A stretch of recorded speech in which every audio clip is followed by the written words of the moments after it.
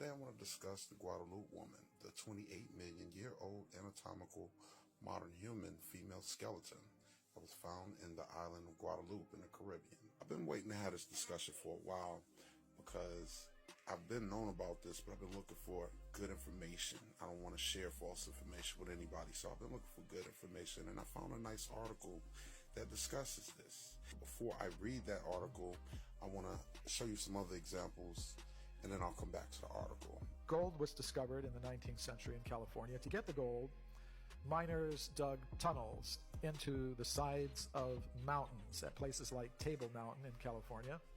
And deep inside the tunnels in the solid rock, the miners found human bones and human artifacts.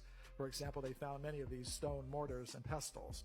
Now, what makes these discoveries so interesting to me is that they were found in layers of solid rock that belong to the early part of the geological period called the Eocene, which means they'd be about 50 million years old. These discoveries were announced to the scientific world by Dr. J.D. Whitney, who was the chief government geologist of California. His report was published by Harvard University in the year 1880. But we do not read about these things in the textbooks today because of the process of knowledge filtration. And this is the scientist most responsible for the knowledge filtering in this particular case. William Holmes, an anthropologist at the Smithsonian Institution in Washington. He wrote, "If Dr. Whitney had understood the theory of human evolution, he would not have published that report despite the imposing array of testimony with which he was confronted." I'll translate that for you who don't understand scientese. If the facts don't fit the theory, the facts have to be wrong. And they should be forgotten. And that's exactly what happened. I also studied Dr. Whitney's original maps and field notes, and then I went into the mountains of California. This is Table Mountain as it looks today, and we were able to find some of the old gold mining tunnels where these objects were originally discovered.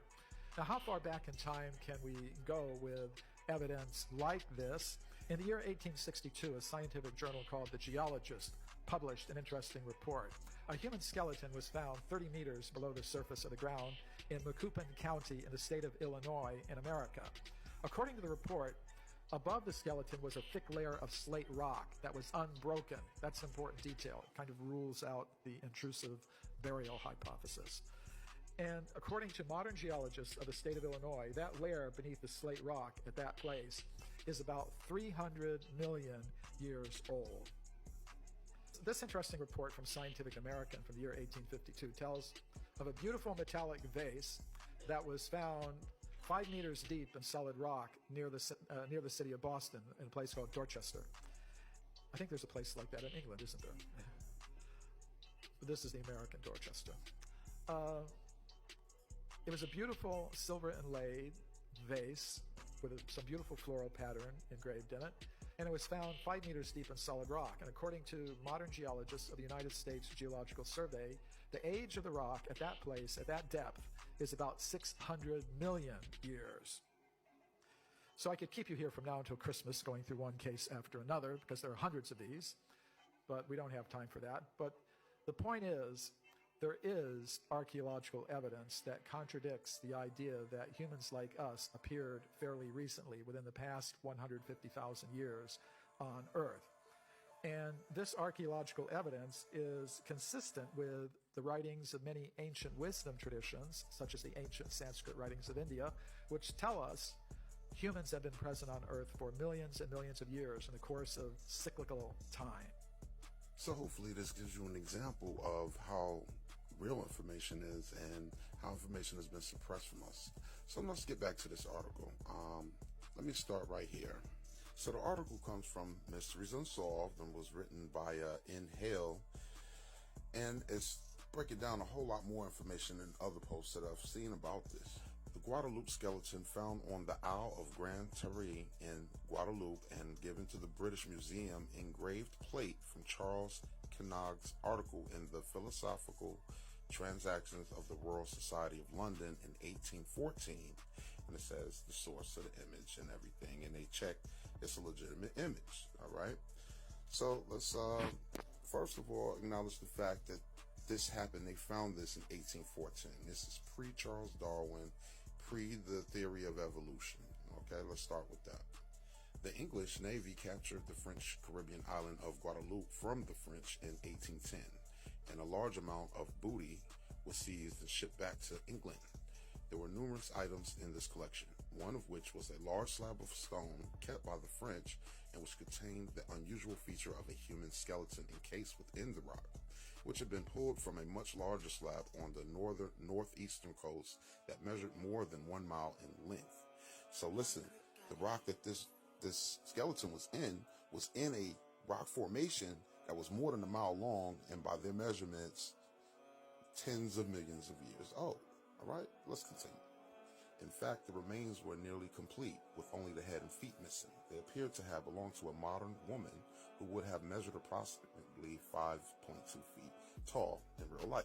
There were some questions about how this skeleton could have made its way into what was described as hard, impenetrable rock, estimated as being from possibly the Miocene age, around 25 million years old, in a time period during which many of you may already be aware that there were no modern human beings on the planet.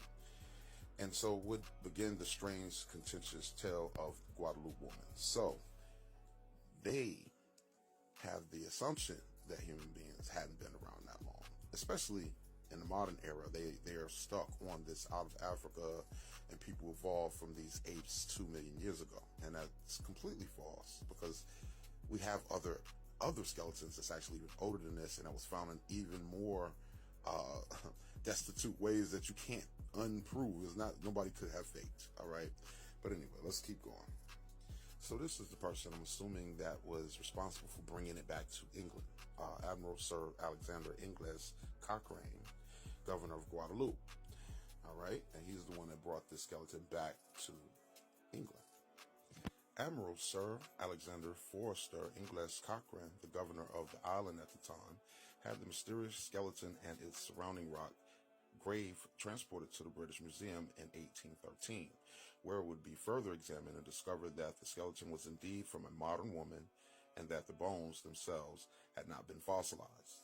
Well, that's kind of impossible, but that's what they're saying.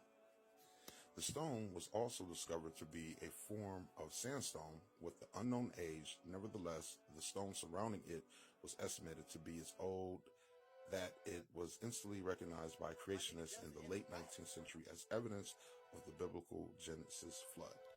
Okay, so one thing you got to keep in mind is a lot of these people want to prove the Bible or disprove the Bible, and the scientists will give information, and then somebody that's not a scientist or archaeologist will come back and say, well, that can't be right because that don't fit with this.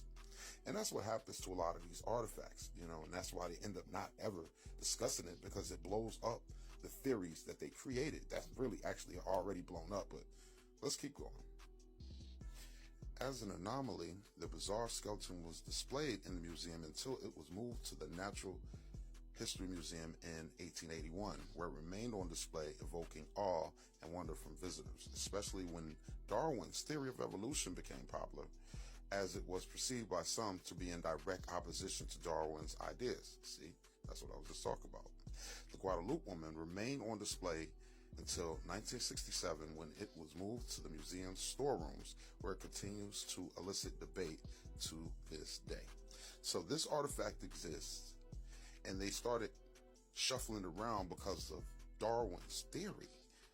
Not off of any scientific stuff, but because it does not fit this theory of evolution that they want us to believe. And they still can't prove it, because there's never been missing links between those apes and us. They have found other species of hominids, but those aren't links to us. One of the problems with Charles Darwin is, even though they today might try to say, he wasn't a racist, and, he wasn't like that, and his work was all scientific. That is not true. And the title of his first book shows you that it's not true. This is the original title of that book: On the Origin of Species by Means of Natural Selection, or the Preservation of Favored Races in the Struggle for Life. Now, guess who the favored races that were struggling for life were? All right? And this is where they get the out of Africa theory from. So no, we're not related to those apes. Their descendants are still alive, and they're still apes. All right, y'all? Till next time, your man King moves, and I'm